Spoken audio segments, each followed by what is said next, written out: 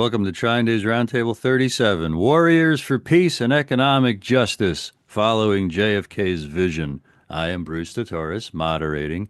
These roundtables explore JFK's vision of peace and Henry George's prosperity-creating economics. First, we'll hear from Alana Hartsock, Earth Rights visionary. Then, authors Paul Fitzgerald and Elizabeth Gould. Then everyone can ask questions and make comments, and we encourage you to do so in the last half. But first, our host, who has published around 170 books that challenge official history, books that can be found at TrineDay.com, Chris Milligan. Bruce, thank you very much. And like I say many times, I really appreciate you guys being here because, there's other things you could be doing with your time. I was alive when Mr. Kennedy was president, and it was I was a youngster, and so I found it very exciting and very much looking towards the future. And I start these off a lot of times with some of Mr. Kennedy's words, and I'm going to grab some of his words here from his acceptance speech in 1960 Democratic National Convention. And one thing that when I was reading through it, as much as things change, a lot of things stay the same. We all know that in our hearts, we recognize the power of the forces that will be aligned against us. We know that they will invoke the name of Abraham Lincoln on behalf of their candidate, despite the fact that the political career of their candidate has often seemed to show charity towards none and malice for all. We know that it'll not be easy to campaign against a man who has spoken or voted on every known side of every known issue. Today, our concern must be with the future, for the world is changing. The old era is ending. The old ways will not do. Abroad, the balance of power is shifting. There are new and more terrible weapons, new and uncertain nations, new pressures of population and deprivation. 1/3 of the world, it has been said, may be free, but 1/3 is the victim of cruel repression, and the other 1/3 is rocked by the pangs of poverty, hunger, and envy. More energy is released by awakening of these new nations than by the fission of the atom itself. The world has been close to war before, but now man, who has survived all previous threats to his existence, has taken into his mortal hands the power to exterminate the entire species some 7 times over. Here at home, the changing face of the future is equally revolutionary. The New Deal and the Fair Deal were bold measures for their generations, but this is a new generation. A technological revolution on the farm has led to an output explosion, but we have not yet learned to harness the explosion usefully while protecting our farmers' right to full parity. An urban population explosion has overcrowded our schools, cluttered up our suburbs, and increased the squalor of our slums. A peaceful revolution for human rights, demanding an end to racial discrimination in all parts of our community life, has strained at the leashes imposed by timid executive leadership. A medical revolution has extended the life of our elder citizens without providing the dignity and security those later years deserve. And a revolution of automation finds machines replacing men in the mines and mills of America without replacing their incomes or their training or their needs to pay the family doctor, grocery, and landlord. There has also been a change, a slippage in our intellectual and moral strength. 7 lean years of drought and famine have withered a field of ideas. Blight has descended on our regulatory agencies, and a dry rot beginning in Washington is seeping into every corner of America. In the payola mentality, the expense account way of life, the confusion between what is legal and what is right. Too many Americans have lost their way, their will, and their sense of historic purpose. For I'm standing tonight facing west on what was once the last frontier. From the lands that stretched 3,000 miles behind me, the pioneers of old gave up their safety, their comfort, and sometimes their lives to build a new world here. They were not the captives of their own doubts, the prisoners of their own price tags. Their motto was not every man for himself, but all for the common cause. They were determined to make that new world strong and free, to overcome its hazards and its hardships, to conquer the enemies that threaten from without and within. Today, some would say that those struggles are over, that all the horizons have been explored, that all the battles have been won, that there is no longer an American frontier. But I trust that no one in this vast assemblage will agree with those sentiments, for the problems are not all solved, and the battles are not all won. And we stand today on the edge of a new frontier, the frontier of the 1960s. A frontier of unknown opportunities and perils, a frontier of unfilled hopes and threats. But I tell you, the new frontier is here, whether we seek it or not. Beyond that frontier are the uncharted areas of science and space, unsolved problems of peace and war, unconquered pockets of ignorance and prejudice, unanswered questions of poverty and surplus. It would be easier to shrink back from that frontier, to look to the safe mediocrity of the past, to be lulled by good intentions and high rhetoric, and those who prefer that course should not cast their votes for me, regardless of party. But I believe the times demand new invention, innovation, imagination, decision. I am asking each of you to be pioneers of that new frontier. My call is to the young in heart, regardless of age, to all who respond to the scriptural call. Be strong and of good courage. Be not afraid, neither be thou dismayed. For courage, not complacency, is our need today. Leadership, not salesmanship. And the only valid test of leadership is the ability to lead and lead vigorously. A tired nation, said David Lloyd George, is a Tory nation. And the United States cannot afford to be either tired or Tory. There may be those who wish to hear more promises to this group or that, more harsh rhetoric about the men in the Kremlin, more assurances of a golden future where taxes are always low and subsidies ever high. But my promises are in the platform you have adopted. Our ends will not be won by rhetoric, and we can have faith in the future only if we have faith in ourselves. Can a nation organized and governed such as ours endure? That is the real question. Have we the nerve and the will? Can we carry through in an age where we will witness not only new breakthroughs in weapons of destruction, but also a race for mastery of the sky and the rain, the oceans and the tides, the far side of space and the inside of men's minds? Now begins another long journey, taking me into your cities, homes all over America. Give me your help, your hand, your voice, your vote. Recall with me the words of Isaiah. They that wait upon the Lord shall renew their strength. They shall mount, they shall mount up with wings as eagles. They shall run and not be weary. Amen again. I mean, he had good speechwriters, and he wrote a lot of it himself, though, too. And those are wonderful words. Thank you. Thank you, Thank you, Chris. Chris. Thank you very much.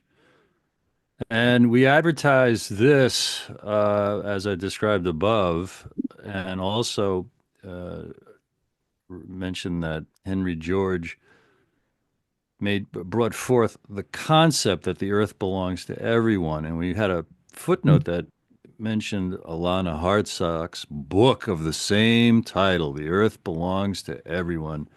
And it's a free PDF at theiu.org, theiu.org, resources, books, The Earth Belongs to Everyone. And our friend Alana Hartsock. Thank you. And thank you, everyone, for showing up. That's the first step and the most important one. The roundtables for over a year now have been connecting Years. the roundtable's been 3 years, right? And then the connection with Economics of Peace and Henry George has been, how long would we say? Year and a half or so? Yeah, at least. Something like that. And the history of this is the importance of uh, President Kennedy's peace speech at American University and the work of Paul Fitzgerald and Elizabeth Gould, and looking at the lies of the foremost narratives about U.S. foreign policy, particularly Afghanistan. So they were well aware of those issues, which still need to be brought forward. Very few people follow or understand U.S. foreign policy. We, as a people, have almost no input through any of our representatives to have a voice for our views on foreign policy. But the peace movement is very, very core to this.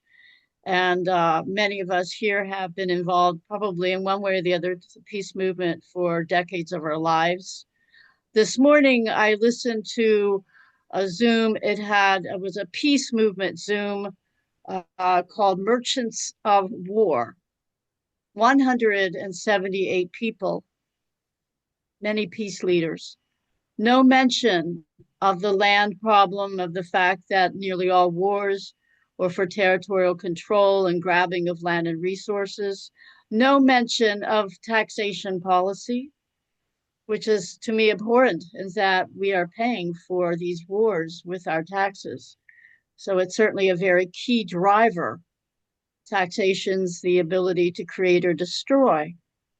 I didn't know as a young person I would make taxation reform a very important main part of my life work. And it was only when I came to understand the connection between how we tax and wealth inequality and poverty and homelessness and war. And so this roundtable has a theme of warriors for peace. And there's 18 of us, I believe, on this Zoom right now. And I want you to reflect, do you consider yourself to be a warrior for peace rather than just worrying about war? A warrior for peace.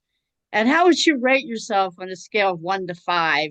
1 is your weak warrior, 5 is your strong warrior. How would you consider your intention to be a warrior for peace? Is it there? Is it strong? Is it a life calling? Is it just peripherally of interest? Because as Robert Mead said, a small group of people can change the world. And that's what we're looking for of 2025 is to bring the economics of peace message out to the world and the enthusiasm of the wisdom teachings of political economist Henry George. He was so clear about a way out of the right-left box that affirmed our freedom as individuals and our fairness as society, not right nor left, but both freedom and fairness, and very precise and particular policy in terms of tax reform to get us on the right track out of this separative type of what's called Wetiko consciousness to a unity consciousness that recognizes that we're all one, we're all connected, one human family, and to truly see that war as an abomination that must be abolished. So that's going to be a part of our conversation today, how we move forward in 2025, and each of us taking individual responsibility to our capacity for building a world of peace, a world that works for everyone, and making an impact in the peace movement that just doesn't have this understanding of an economics of peace. It's sorely lacking in a deeper analysis. So, how many of you have come across Brave New World by Aldous Huxley? Raise your hand. I don't think anyone has not heard of Brave New World by Aldous Huxley, and probably most of you have read the book.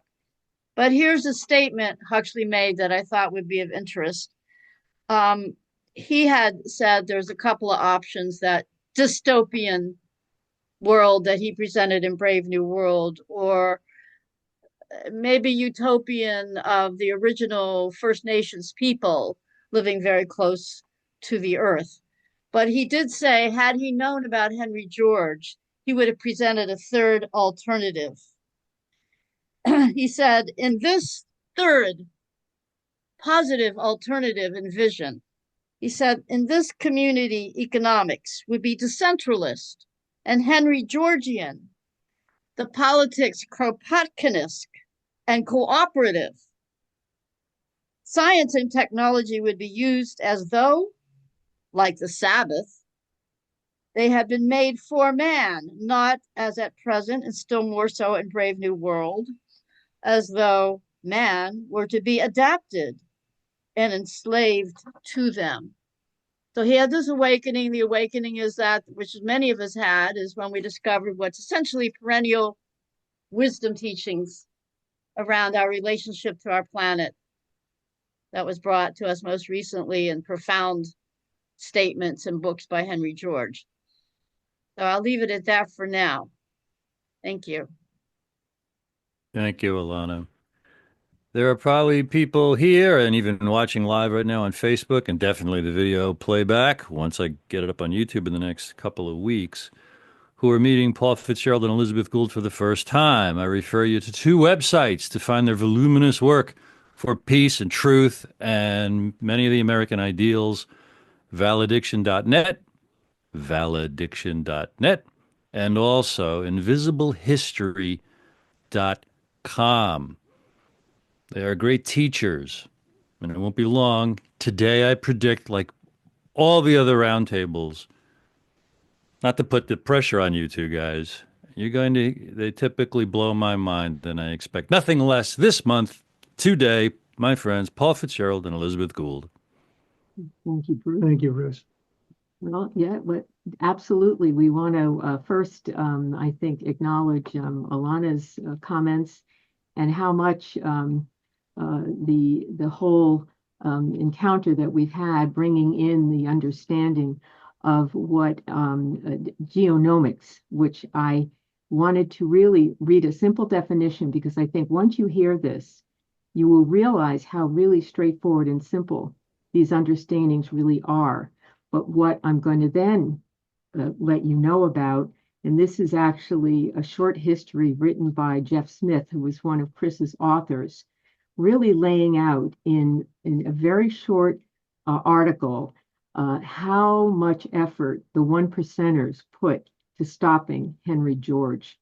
And I think you will find some of the attempts to being very revealing.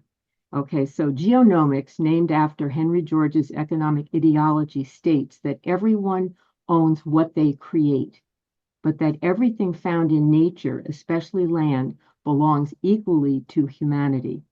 Not only is the single tax on the value of land efficient, fair, and equitable, it accrues enough revenue so that the less fair taxes can be reduced or eliminated. And now you're going to hear some of the historical background about the attacks on Henry George. Why does a wonderful idea fail to win popular support?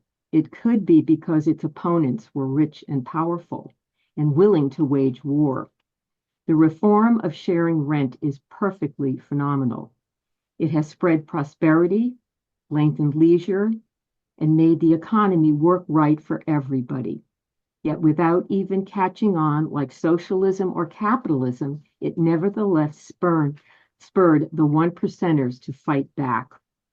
Resistance also comes from homeowners who prefer to retain the rental value of their land instead of receiving a share of the rental value of all the land in their region. And many academics apologize for the present system of landlords and mortgages, but what the rich and powerful has done is magnitude worse. Around the world, owners of huge tracts of of land kill peasants struggling for a parcel to farm. Brazil, along with much of the rest of Latin America and India, are notable hotspots. Along with this battle for ownership and occupancy of land is the struggle for a more subtle reform, the public recovery of socially generated land values. The anti-Henry George elite. When Henry George, famous for a single tax on land value, campaigned in Great Britain, he had to flee for his life from thugs hired to murder him. In 1886, George won the election for mayor of New York City, but he was cheated out of his victory by Tammany Hall machinations. Years later, on his deathbed, Boss Crocker, a Catholic, confessed to tossing George's ballots into the East River, along with drowning a few of his poll watchers. One of George's biggest backers in the mayoral race was the wildly popular Father Edward McGlynn, who was excommunicated by the Pope, the biggest landowner in the world. In the state of California early last year, when Georges managed to get the shift of taxes landward on the ballot, you could not walk into any bank without finding free propaganda on the counter against the initiative. Oscar Geiger, founder of the Henry George School, spoke at a dinner he attended at which financiers and magnates discussed events off the record. The guest of honor was Henry H. Rogers of Standard Oil Company. After the dinner, Rogers took up the subject of socialism and communism, explaining why Wall Street had nothing to fear from them. Geiger remarked to his friend that Rogers hadn't mentioned the single tax. Overhearing this, Rogers responded, quote, "The single tax? Gentlemen, that is something we must watch. That damn thing has teeth," end of quote. The noble counterfeiters. Alfred Nobel, the inventor of dynamite, left no money for economics or mathematics. The snubbed mathematicians went on to create their own honorarium, the Fields Medal. The big bankers, on the other hand, funded a prize for their yearly favorite economist and named it Nobel, against the wishes of the Nobel family. Many think of economics as a science on par with medicine and physics, even though the Nobel economists cannot predict accurately, and prediction is the test of science. In the mid-1990s, two Nobel laureate economists nearly brought down international finance by persuading so many of the rich and powerful to invest in their hedge fund, which promptly went broke. People object to counterfeit blue jeans with a Levi level slapped on, since they put the fake clothiers beneath them, but don't object to a counterfeit prize in economics, since they put rich, deceitful bankers above them. The anti-Henry George economics. The robber barons who owned oil fields and railroads, and the prestigious universities which owned and leased land in the cities and country, financed the U.S.'s first economics departments, graduate schools, and chairs of economics. Accepting the funds, professors wrote land out of the economics discipline. The field has been dysfunctional ever since. To discredit Pittsburgh's success with shifting taxes, its property tax even further landward in the 1980s, the local real estate lobby paid for a report in Economist whose conclusion dissed the tax on land value, but whose main body acknowledged that it had worked. After the Iron Curtain fell, Russian economists organizing a conference in their third way invited American economists over to tell them about geonomics, and the Yanks accepted. However, after a call from the U.S. State Department, they all changed their minds and said if ever questioned by the press, they would deny having been pressured. Terminating with extreme prejudice. The first French Republic, enthralled by physiocracy, funded itself with land rent. But the cost of defending themselves against the allied monarchs of Europe swayed the leaders to add taxes on labor and capital. The empire lost the republic and its land tax. The first president of Argentina was an advocate and shifted the nation's taxes landward. The army booted him out of office for his efforts.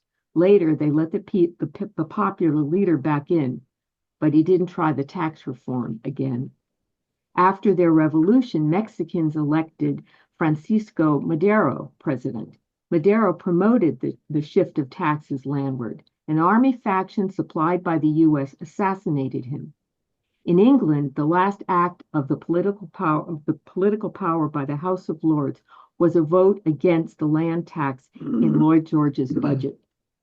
To vote that day, noblemen were wheeled in from their castles that make up the loony belt surrounding London, the homes of mentally feeble dukes and earls enfeebled by so many generations of inbreeding. The Lord's victory was temporary, but before the reform could be implemented, Britain plunged into war against Germany. Backers agreed to hold off making any major changes that might destabilize the war effort.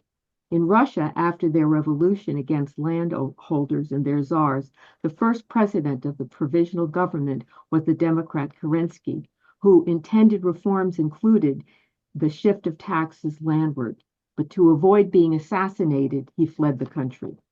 In Spain, General Franco killed more people after the Civil War than were killed during the war, and on his death list were physiocrats and Georgists who might have been able to make a difference in a city like Barcelona, where other radicals had enjoyed success.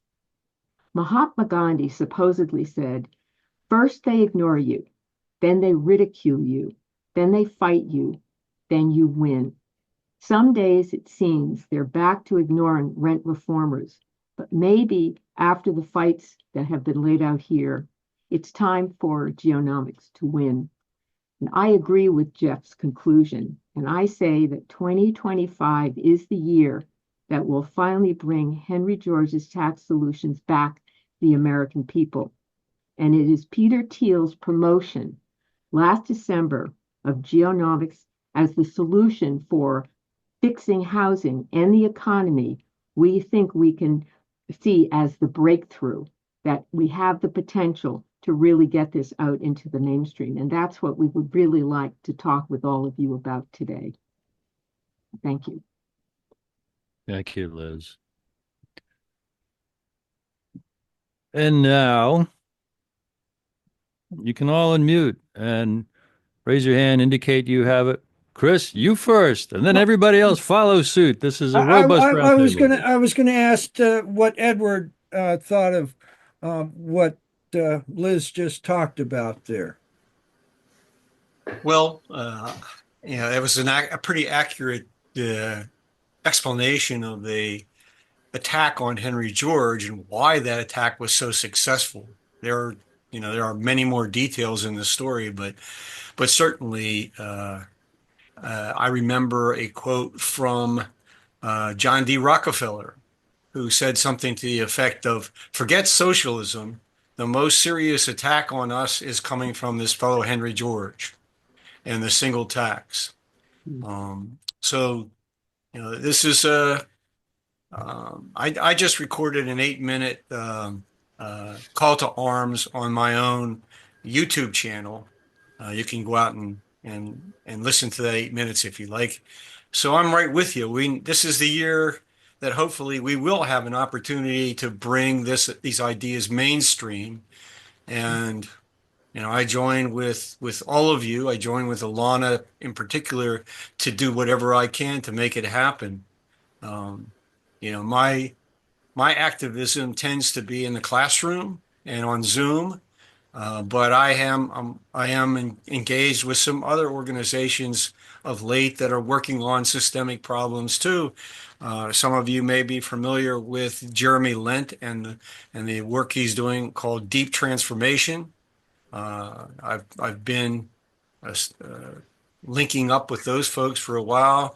I've been working with the Pachamama Alliance, people in my local area, as Wendell has in his. So I see there is a growing critical mass of interest in solving the problems that we have and listening to ways that this might be accomplished that have not been in the public dialogue for a long time. And that's certainly our challenge. And the opponents of creating a just world are deeply entrenched. And we have we have an enormous amount of work to do if we're going to make a dent in that problem.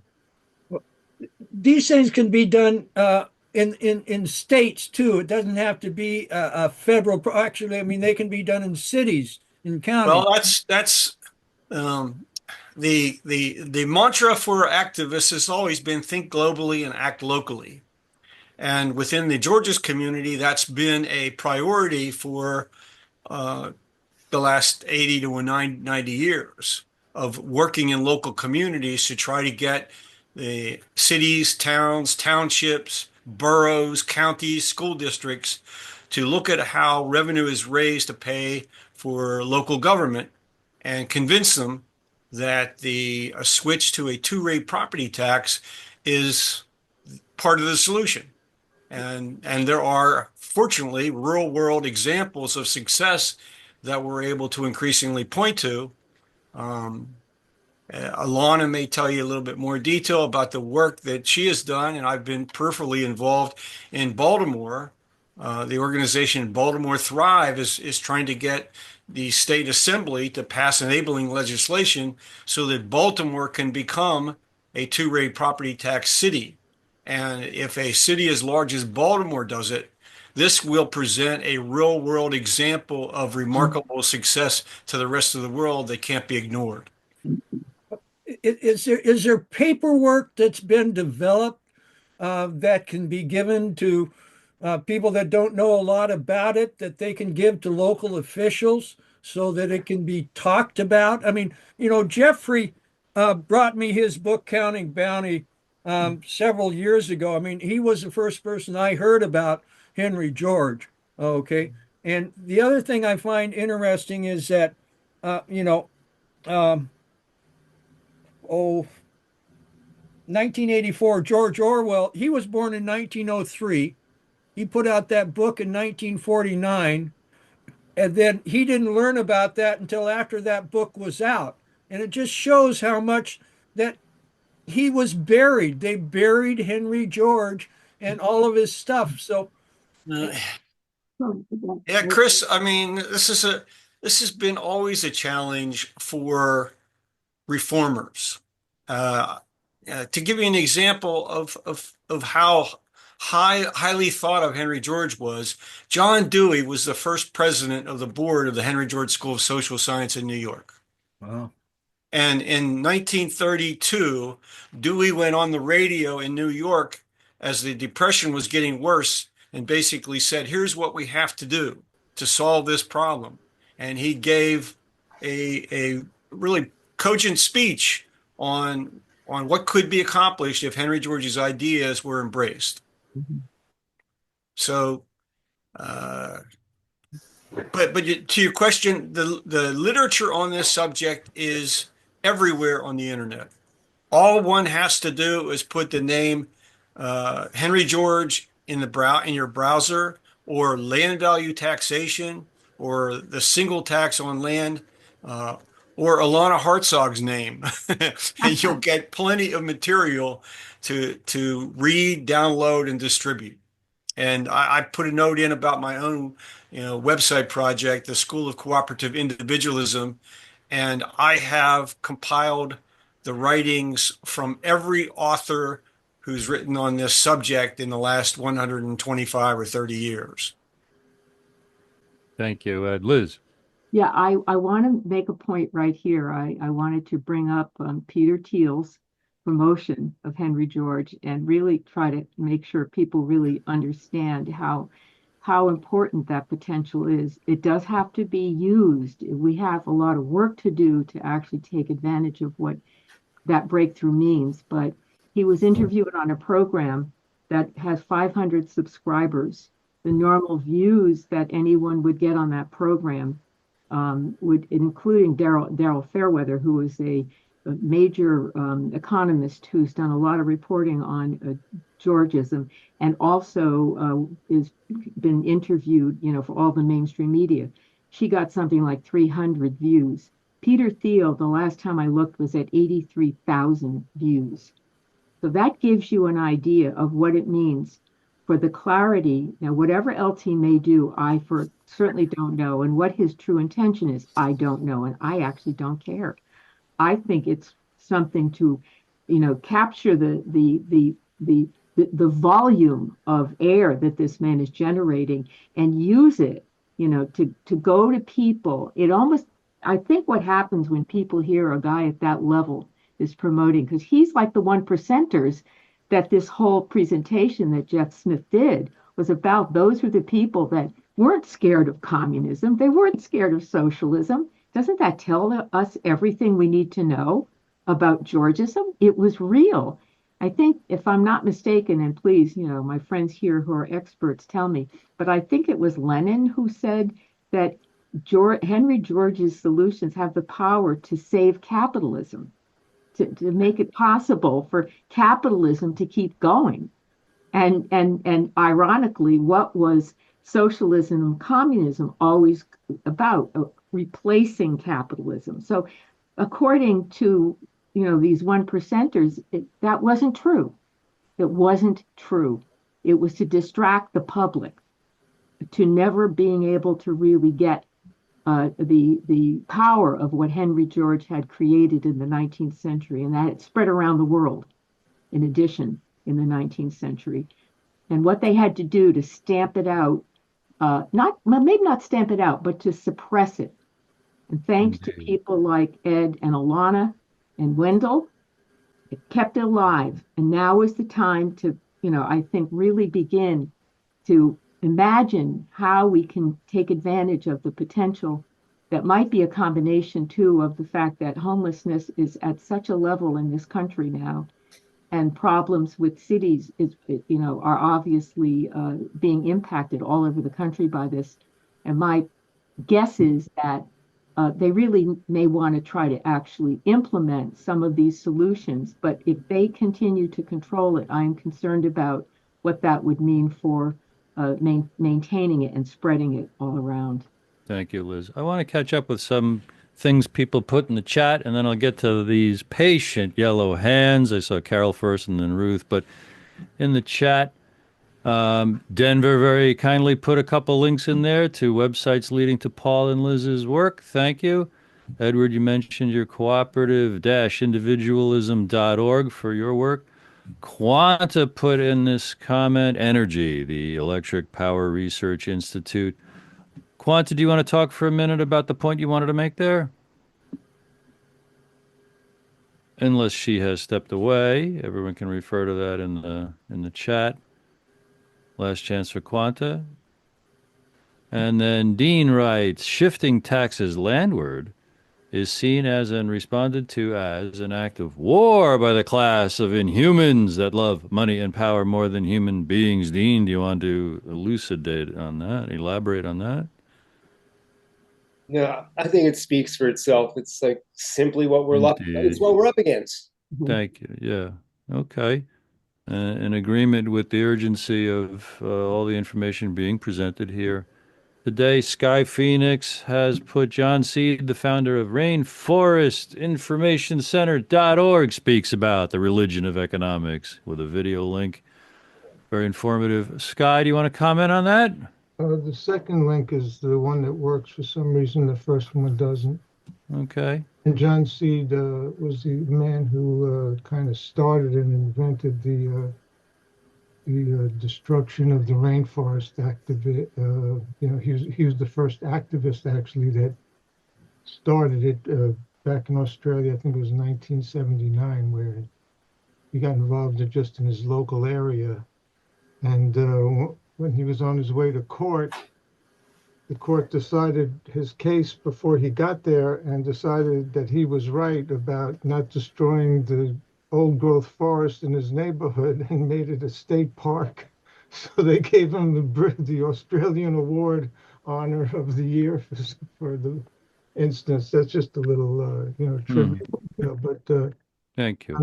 John Seed has been doing this. He just turned 79 last week, and or 2 weeks ago. He's been doing this for many, many years, and somebody was talking about the problem with the economics of the world, and he has a something he kind of wrote called The Religion of Economics, which everybody should watch because what we're all talking about is kind of the same thing in that economic level of why and how and why are they cutting the rainforest? Why are they digging out all the oil and all of those things about destruction of the planet Thank you. Thank for you, greed, Scott. but mostly for greed. And one of the things I'd like to mention, just in my own, understanding of what the economics is, people are worried about taxation. I live in Oregon. There's no taxes. You go in the store, something's 99 cents, it's 99 cents. Okay, that's one kind of tax. And the reason that they could do that is because they tax the people who own homes, to cover everything. And it seems to balance out pretty well. But the other thing is, don't worry about taxes because money's fake. They print Ah, money. They print money all they want. They could tell you they're taking your tax money. You could do it's pittance compared to what they print. It's not even close. And I learned that from being in finance for 13 years. If money's fake, I mean, that's why this whole crypto thing is happening now because they're trying to find a new way, and thank you, Sky. that they can't inflate money. So, uh, Huge, huge topics there, and yeah, we often go down we go down different tunnels and tangents exploring what is money and things like that. Thank you very much, Sky. okay. And Quanta says Bill Gates is buying hundreds of acres of land to build data centers. And Denver asks, is Ed channel on YouTube? The Henry George School of Social Science. So, Ed, where on YouTube should people look for your channel? I just put in the chat, just Yeah, put my name, Edward Dodson, in the yeah, YouTube search line, yeah. and my channel will come up. It's called Edward Dotson. Your channel is called Edward Dotson. Yes. Okay. And also, you referenced the school. The website for the school is hgSSS.org, I believe, right? You're probably right. Okay. I don't And remember. well, yeah, no, but again, vast resources. I think we've caught up with our yellow hands, and I do remember Carol having raised the first one. How are you, Carol? I'm fine. I also am aware that Bill Gates has been buying up lots of farmland, and people are very concerned about that and the attack on the food supply. And where I live now, in Marin County, there's an effort to drive all the small farmers off of the land in the guise of protecting them ecologically, environmentally, etc. But I think this plays a role in what is happening. The attack upon farmers and their ability to grow food, especially the small farmers, the regenerative farmers. Uh, and I'm not a great fan of Peter Thiel, but I do realize that um, it is there is an opportunity for people to organize at a grassroots level to change the playing field. And but I'm wondering what steps we could really take to challenge this attack on the food supply, Hmm. as well as the monopolization of land, which Henry George spells out so well. Well, Alana, you have your hand up. Do you want to reply to that query? And if she has stepped away, Liz or Well, Ed? well, a couple comments. One is Bill Gates has argued that he's purchasing this land to engage in scientific farming. I don't know what his success is or how he's approaching that. I haven't been able to find any details on his success story. But certainly the disappearance of the family farm has much to do with agricultural policy that goes back to, well, really the 30s. When we pay farmers to not grow crops, that's a problem. And the other problem is that during the Second World War, agricultural land prices went way up because we needed to bring more land into cultivation. Well, the farmers went out and borrowed. Well, after the Second World War, when the Europeans finally cleared the unexploded munitions from the land and started to grow crops again, farm crops prices fell, but the debt was still there. And so that began the process, a long process of people selling off the land to get out of the debt. And of course, one other problem is that young people, the sons and daughters of farmers, did not see that they could make a good enough living by staying on the farm. And so they decided to go to the university and get a college education and ended up either leaving the land or working only part-time on the land. So there are many other problems. Black farmers have lost their land because of the inability to get credit from the federal government because of racial discrimination. What can we do about it? We need to move to a land-based system of public revenue, and that will bring down land prices. It will make easier for young farmers to acquire land and stay in farming, and it will reward them, based on their ability to efficiently produce crops. At the request of the Pennsylvania State Legislature, when we were working to get some more enabling legislation for the tax shift, I was asked about the farmers in Pennsylvania. So I did a pretty exhaustive study. You can read it. It's an article in my book on the IU.org books. Pennsylvania farmers and the split rate tax, and it goes through details about how to break up the large agribusiness land holdings and how the tax shift will do so, and will really promote affordable land access for sustainable regenerative agriculture, because the smaller farmers utilize the land much better. They actually have more buildings and other kinds of farm infrastructure that would be untaxed. So that's a really good topic. We want to work for land reform, and if Bill Gates's land and these big landowners were going to be taxed, they would have no profiteering in the landholding, and we would get a whole lot of money from them into the public purse. That would drive land reform as it did under the Right Act in California in the early 1900s, when a million-acre landholding was broken down into 7,000 parcels that smaller farmers got hold of, creating a fabulous land reform and regeneration of the land there. Now, that was nixed. It was undermined, because the first lien on the land was to go to the irrigation districts that were formed to tax the land value. And the big bankers didn't like that. They wanted the first lien on the land. They wanted to be able to take your land if you couldn't pay the debt. So they brought the whole thing to the Supreme Court. And finally, after 3 tries, they win.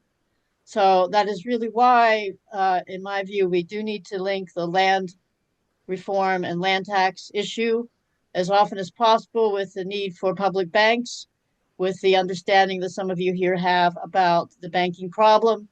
And we need to see the two go together. There's a land problem, many of us see as a primary problem, and then money as a symbol of wealth as a secondary but very key and important problem. Now, that's where we should be going in the direction, and I think it's for each of us to understand what we're talking about a little more, if you don't, with the resources that are available, because you have an opportunity where you live to work in your town or community for the tax shift. And we will give you lots of support and contacts to assist you in that process, because it's really a policy that lends to decentralization and empowering your local community. And I'm just wondering if anybody on this call has an area where they live where there's no homelessness, because when you see homelessness everywhere, it's so major, and we've got to see homelessness equals landlessness. Now, I want to make sure to bring to your attention 2 people on the call, Mary Carlin and Sky Phoenix. And they have been for decades involved in the Earth Society Foundation, the original Earth Day, which was the spring equinox, founded by John McConnell with a proclamation from the city of San Francisco. John McConnell was very strong on Georgia's economics. He talked about earth rights in the two meanings, the care of the earth and the sharing of the earth. So the environmental movement that then happened with when the Earth Day got moved to April 22nd worldwide, and we are shifting it again towards the focus on the equinox. It lost the Henry George and the economics. You see, again, another kind of obfuscation of the economics of this whole thing. So we have been working to bring the Earth rights of John McConnell and the original Earth Day, which is the equinox, which will be March 20th, where the peace bell at the United Nations, and Mary has been instrumental in organizing this for decades, is rung. And bells are ringing throughout the world. We had quite a few events last year in many countries on the March 2024 Earth Day. So please note, because you're going to get more information on how you can organize something in your community for Earth Day, March 20th this year, that'll bring out these messages that it's either warfare or earth share. That's nice and succinct. That these wars are over land and natural resources. We're going to share the earth or perish. And if we want to elegantly and efficiently share the earth, we're going to share what we call the commons rent through the tax shift. And I want you to make sure you all understand when we use this term split rate tax, we're talking about a property tax that removes the taxes on people's houses, on buildings, on the productive things that we need, and shifts it to the land value part of the property tax. It's a very simple thing to do. It's not difficult. It turns the whole thing around locally. It helps harness the economy for the production of affordable housing for all. All right? It will take taxes off of income, increases purchasing capacity, putting the taxes on the commons and the land rent, will eliminate the land speculation, the land hoarding, and this corporate grabbing of our socially created commons rent that's now privatized, it should be socialized, should be considered a commons. So it's a powerful, powerful growing movement, but we want to, in 2025, make it hit the headlines everywhere. Okay, we have a big PR job to do. We want this to be put into the public dialogue, that there is an out-of-the-box, beyond the old right and old left solution to major social problems, local to global. So we're calling upon each and every one of you. Each of us are influencers in our own way. And we're calling upon you that in future we may be having us have reports about the efforts that we're making and the success that we're having towards actual policy implementation. So enough for me for now, but thanks for listening. And Ruth has had her hand up for so long. I would love to hear Ruth talk. Me too. I feel like what you're saying is all of it. You know, it's all crystallized. It's perfect. It's beautiful. I have a couple of things that I want to say. One, going back to Peter Thiel, just knowing that his mind has created Palantir, which is a resource to record everything that everyone does. Palantir is a government project. Peter Thiel did not think of it. Well, I know, I'm not saying that, but that's what he's been involved with. I want to know how it is that he all of a sudden opened a doorway to Henry George and was talking about it publicly, because I feel like understanding how that doorway happened is really important. And I have more to say, so you can answer, Liz, if you want to. Well, I mean, you put your No, I finish what you're saying. I do have a point. Okay. All right.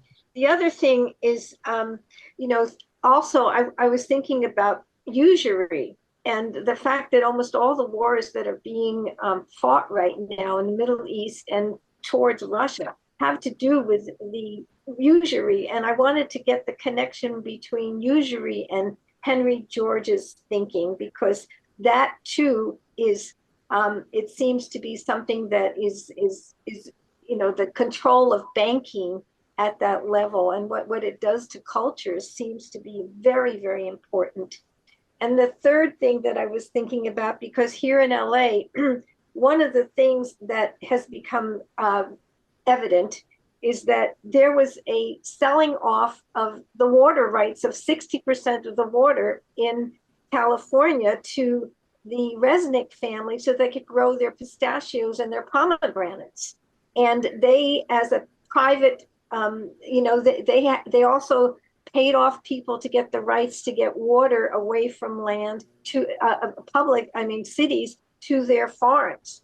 And so the reservoir was empty. They had said that there was a crack in the cover, and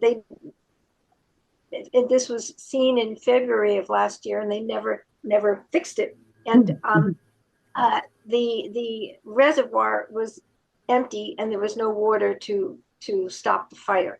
So I wanted to understand also. First of all, another thing is I think that Pacific Palisades is ripe for land reform. It really is amazing. And what are the policies around water and in terms of this kind of thinking? Wow. That's it. Ruth, Mason Gaffney was a professor of economics at the University of California, and he wrote a lot about water rights and water law.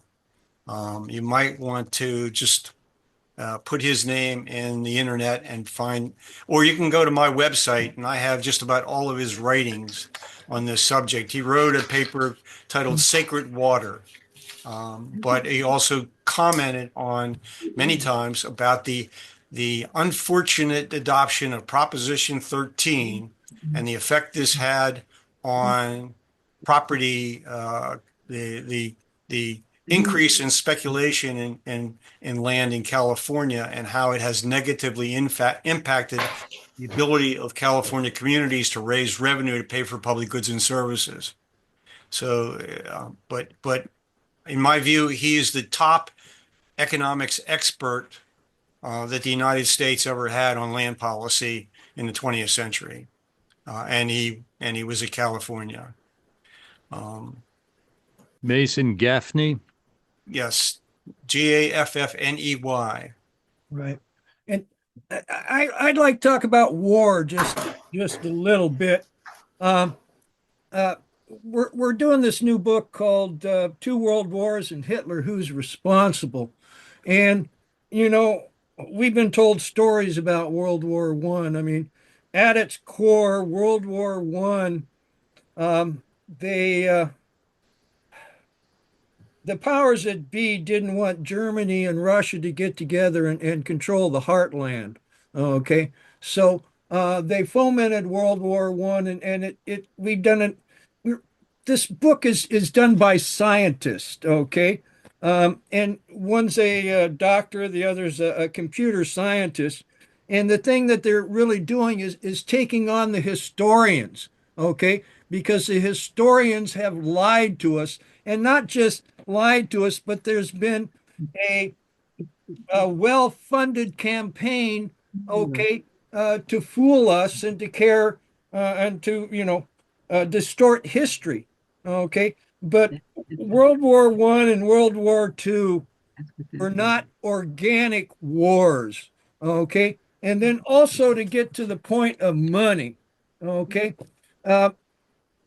Old coins used to be called sovereigns, okay? And really, money should be produced by our country, all of us together. That's what money is. That's what Thomas Jefferson talks about. That's what Abraham Lincoln printed. That's what JFK printed. Okay. The Federal Reserve is a private bank, and it's not federal. I mean, we do not have the country that our founding fathers hoped we would have by now. Yes, Liz? Wanted to see if it was possible to address Ruth's question about what motivated Peter Thiel to actually mention Henry George in this way. And I actually was hoping that Ed Dotson might be willing to see if he could actually do an interview with Peter Thiel. So we could actually have you ask him that question. He may have just discovered him. Well, let me just say I have, since our conversation, Liz, I have been trying to listen to a number of the speeches and interviews that Peter Thiel has given to get at the heart of what his belief system really is. A number of people who have wanted to defend the status quo have in fact brought forth Henry George's ideas to support their view that things are okay. Just to give you a perfect example, as a young graduate student, I corresponded with Arthur Laffer, the architect of supply side economics.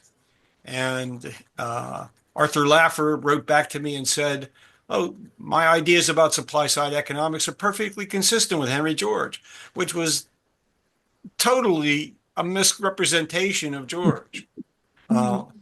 So this is not unusual for this to happen. So as Liz knows, and some of you know, I do an interview program for the Henry George School over Zoom called Smart Talk. And it's possible that we might be able to invite Peter Thiel onto that program. But before I would consider doing that, I want to learn a lot more about his thinking.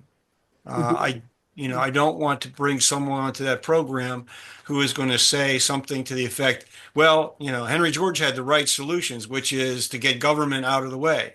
Yeah. And that's not what Henry George or Adam Smith had to say about the role of government.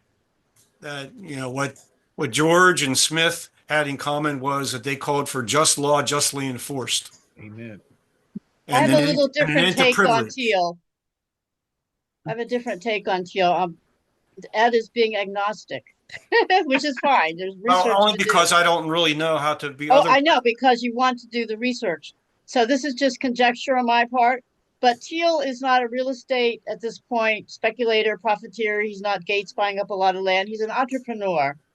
He's somebody who's put together. He's a capitalist, putting together labor and capital with advanced knowledge of various sorts, AI and so on.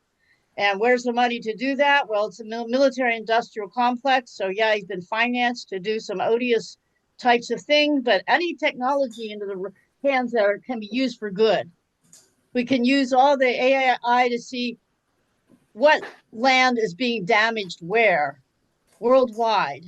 Where are our environmental land degradation issues? Where are our human degradation issues? Where are the epicenters of the exploitation of human beings?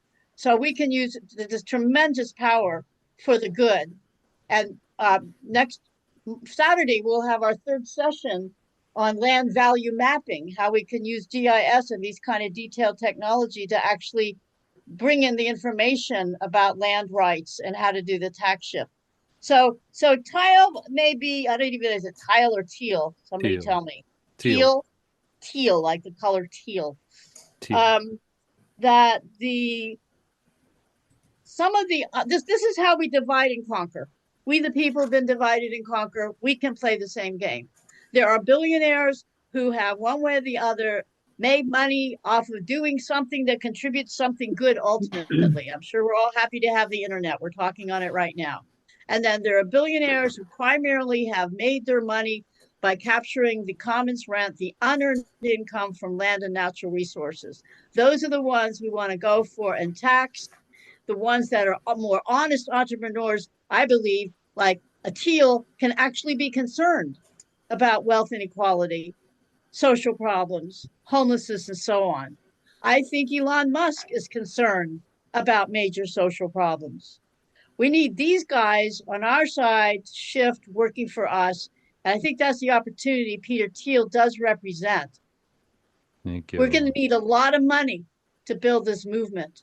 This movement has been built previously, decades ago, by by industrialists that had a lot of money that saw the importance of Henry George, and they founded the Henry George School of Social Science, which continues on today.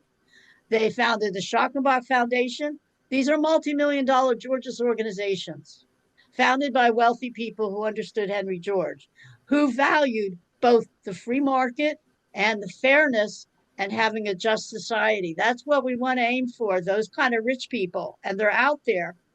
And we're going to grab them and we're going to ask for money so that we're all going to be funded to do the projects and what it's going to take to get this going.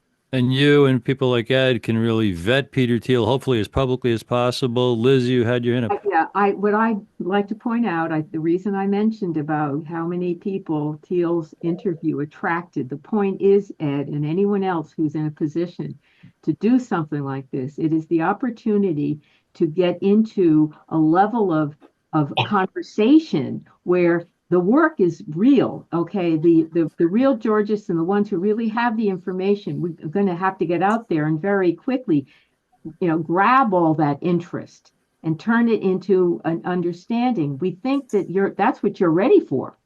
Okay. So I think that's the point I made to you about someone like Thiel. I don't think that we should have any illusions about what might directly benefit us, if anything at all, except the fact that, he did say it and it's public. It's a piece of public evidence. And we've got to do our due diligence about him, like Ed was saying. Liz, let me just say one thing. When I do these interviews, I want, and maybe Bruce has the same feeling, I want to know what the answer is before I ask the question. Fine, I understand That's why fine. I'm, We've got to vet him very thoroughly. Dean put a link in the chat saying, I have not studied his life and opinions carefully, but I did a quick read of this, and it reaffirmed that I do not want Peter Thiel as my bedfellow. And there's a link to an article about Peter Thiel, the billionaire buying the end of democracy. And Thiel endorsed. This guy's got a nice comment about Thiel in there as well. And he should be vetted and confronted. He should be pursued aggressively by those who know Georgism very, very well, to hold his feet to the fire so that he doesn't co-opt it, that he doesn't use it for nefarious purposes. Who's got the next question or comment? Bruce still wants to talk about the money question. You're muted, Ruth. I just wanted to say something to what Chris was saying about this history of Russia and Germany, World War I, World War II, that it was actually a manipulation. And I have been reading history and I've been realizing that all wars have been manipulations. I've been reading about the Black nobility and the people in Venice and who were the Romans, but it's amazing to understand that it was all about banking. And it was all about who had control of the money, and they understood how to play kings off on other kings and get them in debt and have them create a war. And who got all the money, who got all the power, were the Black nobility. And the Black nobility migrated from Venice to England.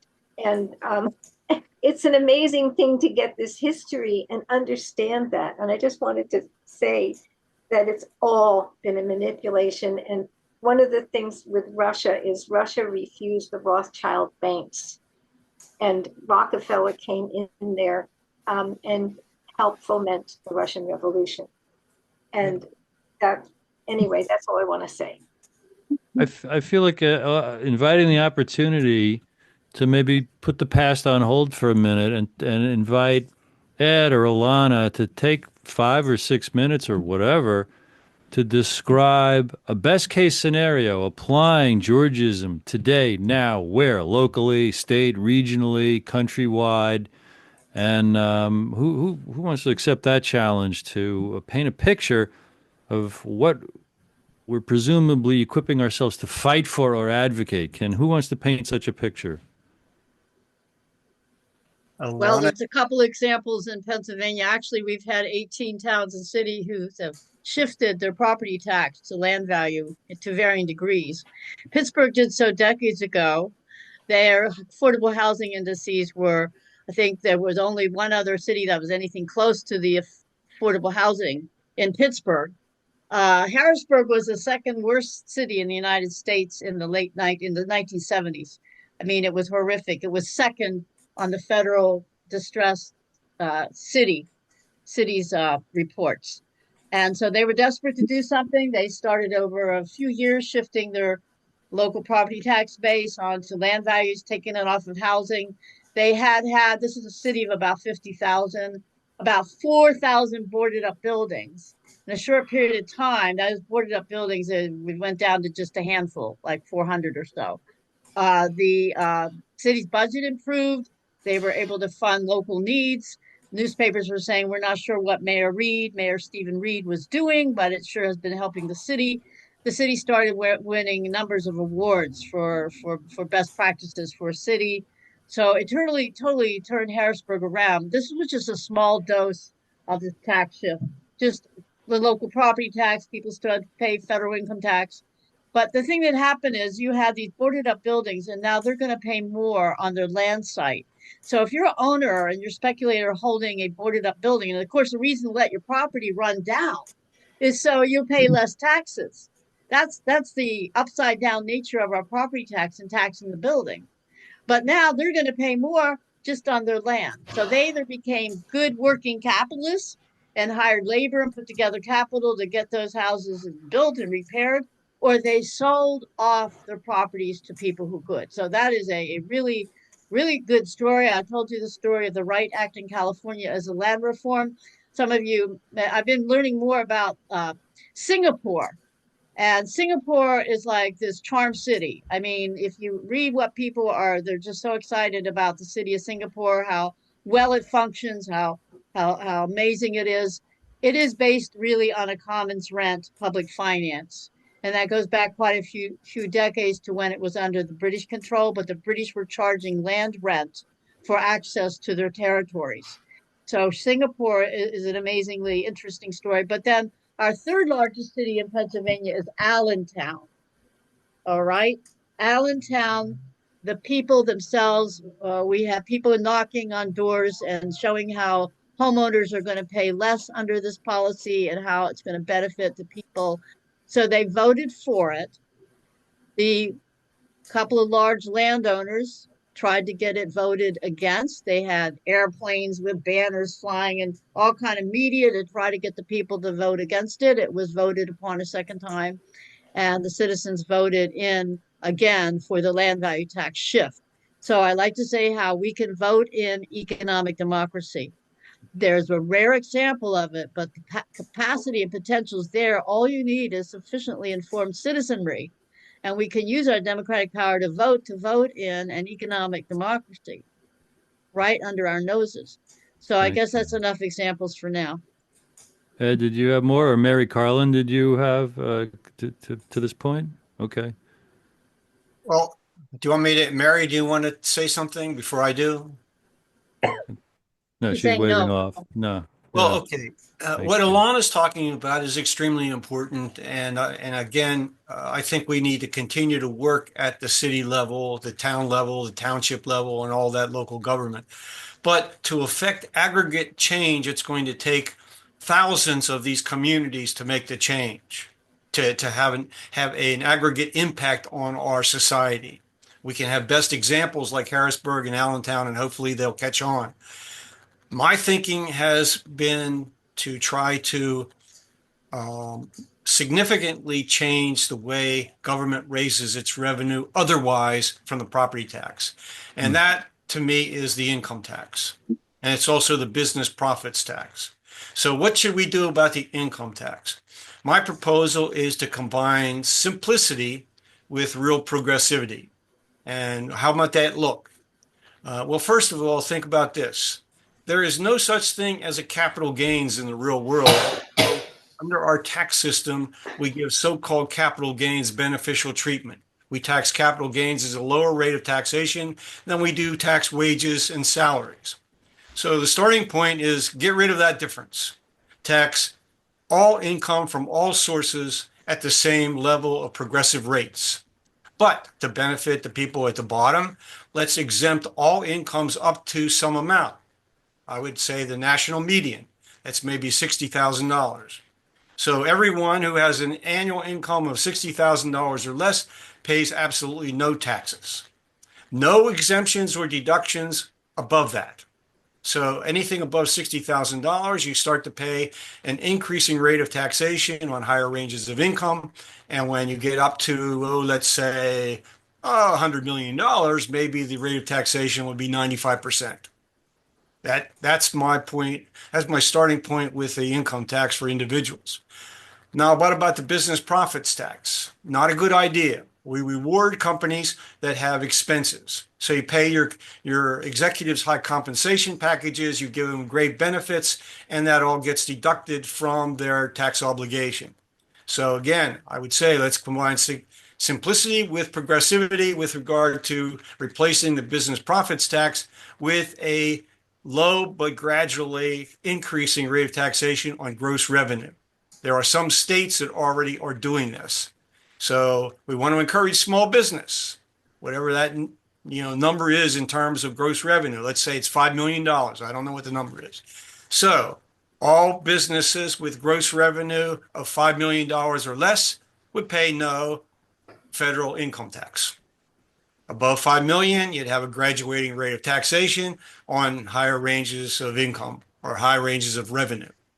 So I think that those two ideas could significantly raise a lot of revenue to get closer to a balanced budget for our federal government, provide revenue for revenue sharing to the cities, and it would stimulate economic development over the current system, which stimulates speculation into the stock market, into commodities markets, and produces a lot of speculation. Thank you. Thank you. Chris. You're muted, Chris. Chris, you are muted. Have any like Excel sheets that show what this would raise in revenue?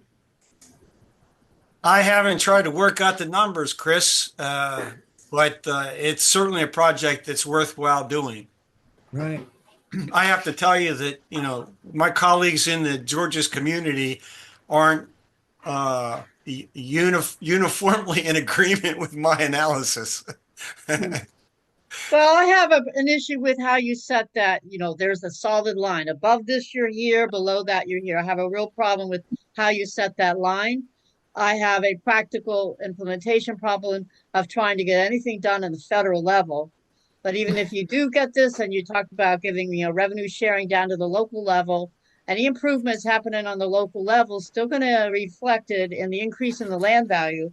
So we're still going to need the land value tax, call it recycling, call it capture on the local level to make this a full spectrum holistic policy approach. Of course. And let's take that another step. We talk a lot about universal basic income, or as is often preferred, universal basic dividend, like the Alaska, dividend.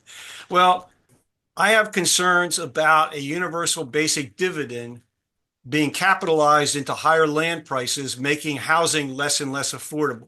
Well, it will be.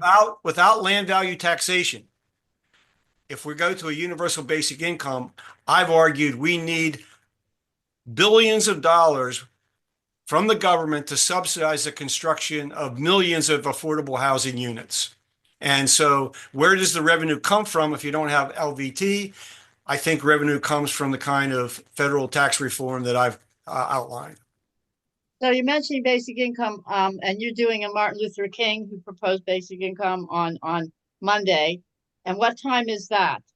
It is 6:30 p.m. Okay. So at 1 p.m., others of us are doing also a Martin Luther King presentation being sponsored by We the World. And it would be great if the Roundtable people could be informed of both of these presentations on Martin Luther King, because we're going to be connecting the dots between what King said and what his goals are to the Henry George economics of peace.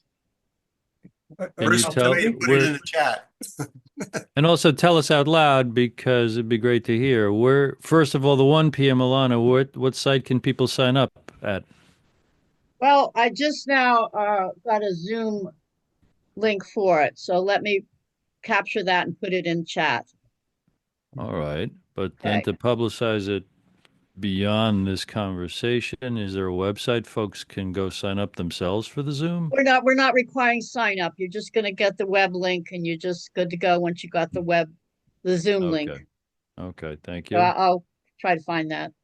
Okay. And it's not publicly available online anywhere? No, it's not. Thank you. And Not yet. Ed, It will not be yet. soon. Thank you. Ed, is there an online place for folks to join your evening event on the 20th? You're muted. You're muted. You are muted. It's again at the Henry George School, and all you have to do is go to the Henry George School's website and register for the event. I believe that's hgsss.org. And Liz, yes, my dear. No, I just wanted to remind everyone that what we're dealing here with, and this is especially to those like Alana and Ed, who are the ones most knowledgeable and can give everyone everything they need to know. But first, we have to get their full attention. And that's my point to you. In order to get to that level where when we put out a notice, it's going to be a mainstream notice. How do we get there? That step is what we still have to work on. And that's all I'm saying about whatever we can do. And I certainly hope we can go way beyond whatever Teal has done and find other high profile people, who might be willing once they know what this is. That's another possibility to Right. actually convince certain high profile people who have a good record in this or that and get them on board. We have to do the things to really crack the mainstream level.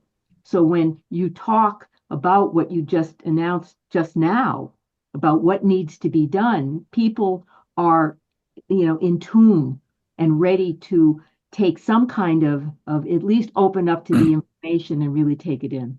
And in tune with the needs of my roundtable as the moderator, I want to ask Wendell first thoughts and Denver first thoughts, and then we're going to swing into final thoughts from the panelists. It wouldn't be a roundtable until we hear from Wendell Fitzgerald. Unmute yourself, my friend. Thank you. Well, after all, I'm a Fitzgerald. What can I say? Indeed, indeed. Thank you. One of the thinking that I have here is, in response to what's being said, is it's for me, it was way more important to understand the distinction that George started off with, and Mason Gaffney went into very deeply, that allowed me to grasp the distinction between earned income and unearned income. And what it's clear is that all income from ownership of land per se is unearned. And so the earned income is from the labor and use of capital, which are the tools of production. And this is what we want to shift our taxation off of, is the productive labor and capital onto unearned income from land and other there are some other sources. And this is why Jeff Smith's book, Counting Bounty, I think is very useful. His estimate is that that all sources of unearned income, land being the largest one historically and now and probably will remain so, but all of them together is at least 40% of GNP. So, and maybe more, and maybe 50%. So if we would head, once I understood that, oh, well, all of the way what Dodson is saying about various levels of the capital gains tax, all that's fine. But where I think we would make a difference is for people to understand that the distinction between earned and unearned income. Mm-hmm. The real estate investment is really for the purpose of cashing in on the unearned income. Houses don't go up in value, but land value does. So anyway, I probably No, have said it several times before, so enough said. well, I appreciate that. And just because we've kind of passed our deadline, I want to give Denver the chance to unmute and share what's on your mind, please.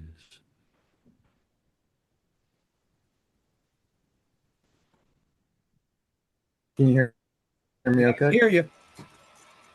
Speak up a little and we can hear you. Yes. Can you hear me okay, Bruce? Speak up a little louder and you'll be fine. Oh, okay. Thank you. Okay. Is that better? Yes. So even though I have a minor in economics, my knowledge of Henry George is really low, as he just came to my attention, when I spoke with Liz about it recently. So, I'm very ignorant overall about his methodology. I haven't had a chance to read his book yet. And I watched some videos on it to try and get a decent baseline of kind of what it was talking about. And I think one of the great challenges is going to be, as I think Alana mentioned, PR, because when it talks about common use property and things like that, where people's understanding, even though I know it's fairly young understanding of past 100 years or whatever about having private ownership of property, I think there's going to be a PR issue where people are going to be afraid of, well, we own this property and now you're saying common use so that we don't own this property No, we're now. not. So, No, but the no. irony to that is no. I'm not done. What I'm saying Go is ahead, but you I'm ain't got afraid it of yet. how people will. Yes, Okay. I know what I'm saying is not true. What I'm saying is how it might be interpreted, and so it's gonna. I think there's gonna be a fear element in people that are, and so that's why I think I think there's a PR challenge with this, because the irony is there's certain aspects of this taxation that are already being implemented. So, because we don't have a allodial title. So we don't have ownership of our land anyways. We're paying rent technically because we're paying property taxes.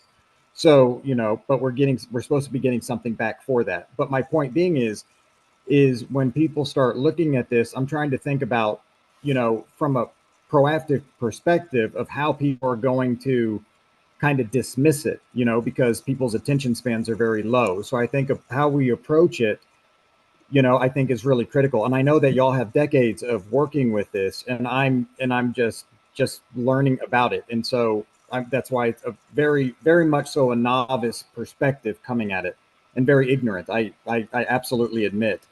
But the thing that I think that where you might be able to get some really strong attention and focus from people is focusing on the aspect of relief, because when you start looking at, the aspect of wages and, the diminishing aspect of people's ability to even be able to buy land or buy a house, and a lot more people seem to be open to change, I guess. And so, but the relief of it and the ideas, I think, seem very sound. And so I'm very encouraged by it, and we'll be looking more into it. But I think that there's a PR challenge with it. So and I think that's going to be solved with education. And I also think that. Thank you, If you're talking to Denver. people on the left, you What can was maybe that? say land reform. If you're talking to people on the left, you might say land reform. If you're talking to people on the right, it's private property for all, because we're assumed that private property is a good thing, but not private profit in land. And when you want to talk about like relief, we're talking about relieving homeowners from the tax on their house, the odious part of the property tax. And most homeowners, when you shift to the land value only, they pay less. We see it over and over again. Nice. So relief is a really important key that we do use to promote this, Denver. Yeah. Good points you made, though. Thank you. I've got to check in with my boss, Chris. Shall we keep indulging more comment and question, or have we hit the limit? I think we've hit the limit. I mean, he's right. There's a PR problem. I mean, Jeffrey, he he carried the banner of Henry George for a long time, and he got tired of being called a communist, a socialist, all this kind of stuff. So, yeah, there is a PR because, people are stuck in things. But yeah, I think it's time to go, and we'll have another one. So, Well, yeah, just canvas Paul, Liz, and Alana for any quick final sure, thoughts. sure. And then I've got a last one too. Excellent. So we'll go, Alana, my dear. Final Oh my thoughts. gosh, I've already said so much, but I think that there's Common Ground USA. Some of you are from Oregon and so on. Some of you are members of Common Ground USA. For you to get active there with Common Ground, which works to have projects for implementation, is a Wow. great idea. And then we have the International Union for Land Value Taxation, which we're putting up a new online course. Actually, we're revising and editing a former course. So there's going to be lots of ways you can get up to speed on this. So you go from education to activism. Nice. That's the call here. Education The to activism. You don't have to know a whole lot. Just know a little and get enthusiastic to take a baby step in your community, and you'll have all the support and resources that you need to do so along the way. Indeed, thank you, Alana. Paul Fitzgerald and Elizabeth Gould. Well, I would like to remind everybody that this is the first step to really creating world peace based on JFK's vision for the world. And, so it is this practical step that can actually do it. And I just want to make sure that everyone who has been focusing on peace and war as the issue realizes why we have to do this step first. And and that will automatically lead to the economy of peace. But the actual shift itself is also in shifting people's thinking away. And that's why we came up with the idea of borrowing from Bachir Han's movement of he created the Afghan peace movement in 1928, and what he created were warriors for peace out of the Afghan warriors. And they dedicated, and 100,000 signed up. And this was in, in the 30s. 100,000 of them signed up, including women, to become warriors for peace and vowed never to use violence of any kind again. So the idea of taking what JFK did as a veteran who came out of World War II, who went into his role in the political world clearly carrying a profound understanding of how to make that transition. And that clearly was what his entire presidency is filled with, the evidence of that thinking. So I just wanted to remind people. So even if the entry level of Henry George and the economics of Henry George was not where you started, this is the marriage that we have to recognize has to happen. Thank you, Time is Liz. up. I think that's it. I think what Liz said was correct about 2025 being the year that this has to happen, and people are hungry for it. Yeah. So they'll listen. Thank you. I just want to comment that Alana has put in that organization, the International Union for Land Value Taxation. The site is theiu, those letters, .org. Sign up for the free newsletter, and she reminds everyone about Common Ground USA. I'm taking 10 seconds to say the Georgist economics to me are the way that people can fulfill and live and embody the ideals of the American founding. That those ideals are not just airy-fairy ideas. These economics actually would let a community, a society, a state, a region, a nation be sovereign with representatives who execute their will, and the laws are of the consent of the governed. It's a way to create the prosperity that would allow the American ideals to flourish and be functioning as a reality. And now our host, Chris Milligan. Thank you, Bruce, very, very much. And thank you all for attending here and spending your time. I want to end this with a prayer. I started with JFK's acceptance speech at the Democratic Convention. I'm going to end with part of one of the prayers given at his inaugural. We beseech thee, O Almighty God, to strengthen our resolve, to enlarge our vision of the common good, to implement with personal sacrifice the objectives of our national purpose, to revere in every man that divine spark which makes him our brother, that human spark which makes him our friend, and that personal spark which makes him himself.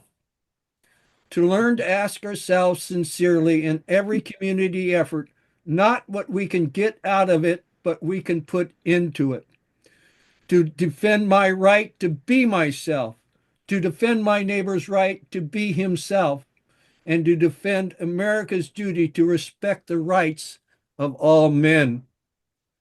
Strengthen our resolve, O Lord, to transform this recognition of others into a principle of cooperation. Inspire us to practice this principle of cooperation, both in ideal and action, in these most dangerous but soul-stretching times. Amen. Onwards to a better future. Thank you, everybody. Thank you, everybody. Amen.